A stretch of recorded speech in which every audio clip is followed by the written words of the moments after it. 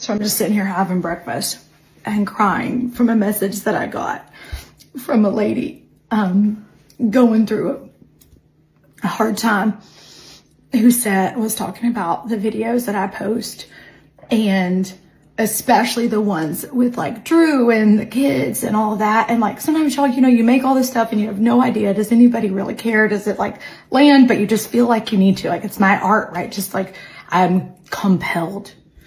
And she was talking about how she's known she's needed to get divorced. She's in a rough situation, and how she found the videos, and especially the ones with our family and with Drew, and how they show her what a marriage could be like and what life could be like. And, it just really landed so much in my heart. Like, this is the point. If you're here and you watch my stuff, that's the point, is to connect with you and to say, like, your life doesn't have to suck.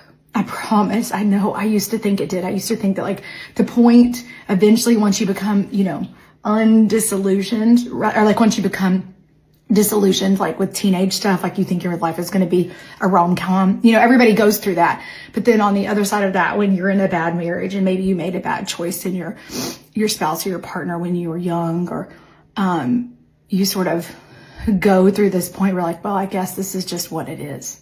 Like those songs on the radio, they're lies. Like I'm not supposed to be happy. Like that's movie stuff. And you sort of tell yourself this to cope.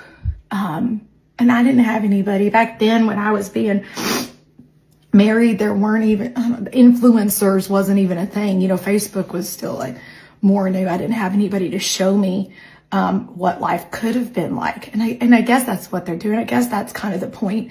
I don't know. It's like, oh, this is cute. And there's Drew's over here listening to me. This is cute. Maybe people would like it. And they seem to, right? Because the videos and stuff we post resonate, and we know resonance by like comments and interactions and messages and stuff if Drew's in them. And I mean, he's a cutie. Look at him over there. Sure. But, it's not because I was always kind of confused, like exactly why that was. And then this woman put into words today in her message of just the hope. There's still hope for you. Once you hang around, we started this circle thing to have conversations just like this, to talk about and to find, community. That word is thrown around so much, but just like other gals who are going through a similar thing and who understand. Because if you're in the middle of it, you feel one of the lies is that you're alone.